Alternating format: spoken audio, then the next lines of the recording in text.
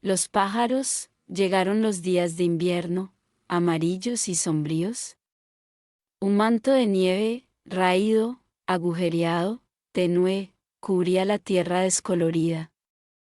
La nieve no alcanzaba a ocultar del todo muchos tejados, y se podían ver, acá y allá, trozos negros o mohosos, chozas cubiertas de tablas, y las arcadas que ocultaban los espacios ahumados de los desvanes, negras y quemadas catedrales erizadas de cabrios, vigas y crucetas, pulmones oscuros de las borrascas invernales.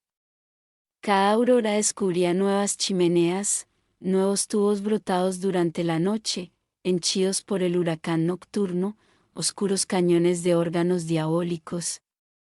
Los desollinadores no podían desembarazarse de las cornejas, que, cual hojas negras animadas de vida, volaban por las noches las ramas de los árboles frente a la iglesia. Levantaban el vuelo, batían las alas, y acababan posándose cada una en su sitio, sobre su rama. Y al alba volaban en grandes bandadas, nubes de hollín, copos de azabache ondulantes y fantásticos, turbando con su trémulo graznido la luz amarillenta del amanecer. Con el frío y el tedio, los días se volvieron duros como trozos de pan del año anterior. Se entraba en ellos con los cuchillos romos, sin apetito, con una somnolencia perezosa. Mi padre no salía ya de casa. Encendía la chimenea, estudiaba la substancia jamás develada del fuego, disfrutaba del sabor salado, metálico y el olor a humo de las llamas de invierno, caricia fría de la salamandra que lame el hollín brillante de la garganta de la chimenea. En aquellos días ejecutaba con placer todas las reparaciones en las regiones superiores de la habitación. A cualquier hora del día se le podía ver acurrucado en lo alto de una escalera de tijera, arreglando algo en el cielo raso, las barras de las cortinas de las grandes ventanas, o los globos y cadenas de los candiles. Lo mismo que los pintores, se servía de la escalera como de unos enormes zancos, sintiéndose bien en esa posición de pájaro entre los parajes del techo, decorados con arabescos y aves. Se desentendía cada vez más de los asuntos prácticos de la vida. Cuando mi madre, preocupada y afligida por su estado, trataba de llevarlo a una conversación de negocios y le hablaba de los pagos del próximo mes, él la escuchaba distraído, inquieto, con una expresión ausente, en el rostro sacudido por contracciones nerviosas. A veces la interrumpía de pronto con un gesto implorante de la mano, para correr a un rincón del aposento, aplicar el oído a una juntura del suelo y escuchar, con los índices de ambas manos levantados.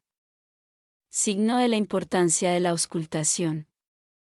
Entonces no comprendíamos aún el triste fondo de estas extravagancias, el doloroso complejo que maduraba en su interior. Mi madre no ejercía la menor influencia sobre él, en cambio, por Adela sentía gran respeto y consideración. La limpieza de la sala era para él una importante ceremonia, a la que jamás dejaba de asistir, seguía todos los movimientos de Adela con una mezcla de angustia y voluptuosidad. Atribuía a cada uno de los actos de la joven un significado más profundo, de tipo simbólico. Cuando ella, con ademanes enérgicos, pasaba el cepillo por el suelo, se sentía desfallecer. Las lágrimas brotaban de sus ojos, se le crispaba el rostro con una risa silenciosa. Y sacudían su cuerpo espasmos de goce. Su sensibilidad a las cosquillas llegaba a los límites de la locura. Bastaba que Adela le apuntara con el dedo, con el gesto de hacerle cosquillas, y él, presa de un pánico salvaje, atravesaba las habitaciones, cerrando tras sí las puertas, para echarse al final en una cama y retorcerse con una risa convulsiva, bajo el influjo de la sola imagen interior a la que no podía resistirse. Gracias a eso, Adela tenía sobre mi padre un poder casi ilimitado. En aquel tiempo observamos por primera vez en él un interés apasionado por los animales. Al principio fue una afición de cazador y artista a la par, y posiblemente también la simpatía zoológica más profunda de una criatura hacia unos semejantes que tenían formas de vida diferentes, la investigación de registros del ser aún no conocidos. Solo en su fase posterior este aspecto adquirió un matiz extraño, complejo, profundamente vicioso y contra natura, que es mejor no exponer a la luz del día. Aquello empezó con la incubación de huevos de aves, con gran derroche de esfuerzos y dinero. Mi padre había hecho llegar de Hamburgo, de Holanda y de algunas estaciones zoológicas africanas huevos fecundados que hacían pollar a unas enormes gallinas belgas. Era también para mí una ocupación absorbente contemplar el nacimiento de los polluelos, verdaderos fenómenos por sus formas y colores.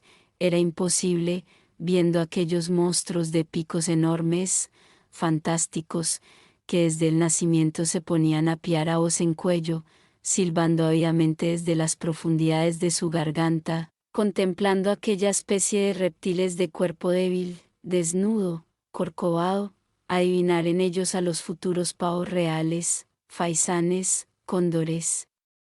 Colocados en cestas llenas de algodón, aquellos engendros de monstruos erguían sobre sus frágiles cuellos unas cabezas ciegas, cubiertas de albumen, graznando destempladamente con sus gargantas afónicas.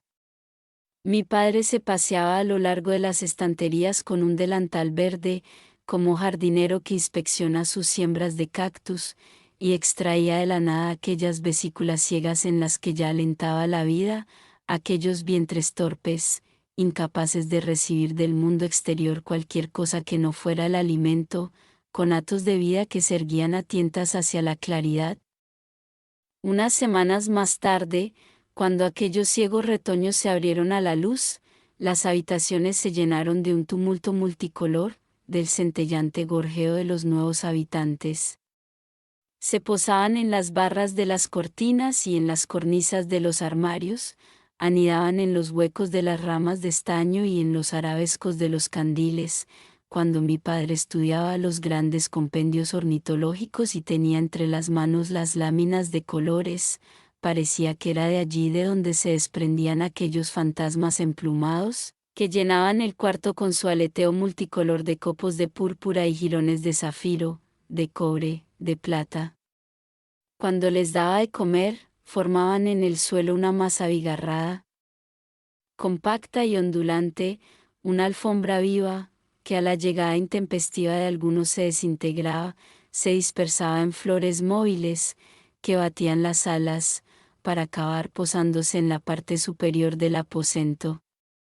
Tengo especialmente grabado en la memoria un cóndor, pájaro enorme de cuello desnudo, cara arrugada y buche voluminoso. Era un asceta magro, un lamaísta de imperturbable dignidad en todo su comportamiento, que se regía por el férreo ceremonial de su alta alcurnia, cuando inmóvil en su postura hierática de dios egipcio, con el ojo velado por una blancuzca carnosidad que cubría sus pupilas, como para encerrarse por completo en la contemplación de su soledad augusta.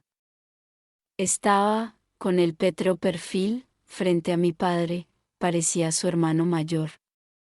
La misma materia, los mismos tendones, la piel dura y rugosa, el mismo rostro seco y huesudo, las mismas órbitas profundas y endurecidas, hasta las manos de fuertes nudillos y largos dedos de mi padre, con sus uñas abombadas, tenían cierta analogía con las garras del cóndor.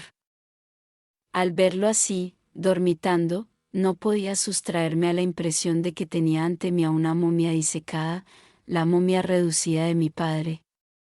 Creo que tal asombrosa semejanza tampoco escapó a la atención de mi madre, aunque nunca hablamos de ello. Es singular que el cóndor utilizase el mismo orinal que mi padre, no satisfecho con incubar incesantemente nuevos especímenes. Mi padre organizaba en el desván bodas de aves, enviaba casamenteros, ataba a las novias seductoras y lánguidas junto a las grietas y agujeros de la techumbre, lo que trajo por consecuencia que el enorme tejado de dos vertientes de nuestra casa se convirtiera en un verdadero albergue de aves, un arca de Noé. a la que llegaba toda clase de seres alados desde parajes lejanos, incluso mucho tiempo después de liquidada aquella manía avícola, subsistió en el mundo de las aves la costumbre de llegar a nuestra casa. En el periodo de las migraciones de primavera se abatían verdaderas nubes de grullas, pelícanos, pavos reales y otros pájaros sobre nuestros techos. No obstante, después de un breve florecimiento, esta afición tomó un giro más bien desolador. En efecto, pronto se hizo necesario trasladar a mi padre a las 2 habitaciones del desván que servían como depósito de trastos inútiles. Desde el alba salía de allí el clamor confuso de las aves. En las piezas de madera del desván, a modo de cajas de resonancia, reforzada hasta por lo bajo del techo, repercutía todo aquel alboroto, cantos y gorjeos. Así perdimos de vista a nuestro padre durante varias semanas. Bajaba muy raras veces, y entonces podíamos observar la transformación operada en él. Se le veía disminuido, encogido, flaco. A veces se levantaba de la mesa, batía distraídamente los brazos como si fueran alas y soltaba un largo gorjeo, mientras entrecerraba los ojos. Después, confuso y avergonzado, se reía con nosotros y trataba de disfrazar el incidente, haciéndolo pasar por una broma. Una vez, durante el periodo de la limpieza general, Adela se presentó de súbito en el reino de las aves de mi padre. Plantada en la puerta, se llevó la mano a la nariz ante el hedor que impregnaba la atmósfera. Los montones de inmundicia cubrían el suelo y se apilaban sobre mesas y muebles. Rápidamente, con gesto decidido, abrió la ventana y con su larga escoba comenzó a agitar aquel pajarerío.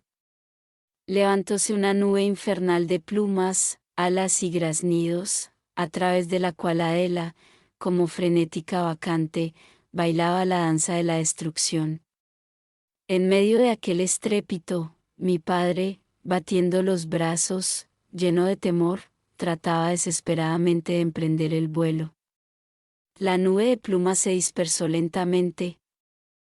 Y por último, solo quedaron en el campo de batalla Adela, agotada y jadeante, y mi padre, con expresión de tristeza y de derrota, dispuesto a cualquier capitulación. Momentos después, mi padre descendía la escalera de su imperio. Era un hombre roto, un rey desterrado que había perdido trono y poder. Fin.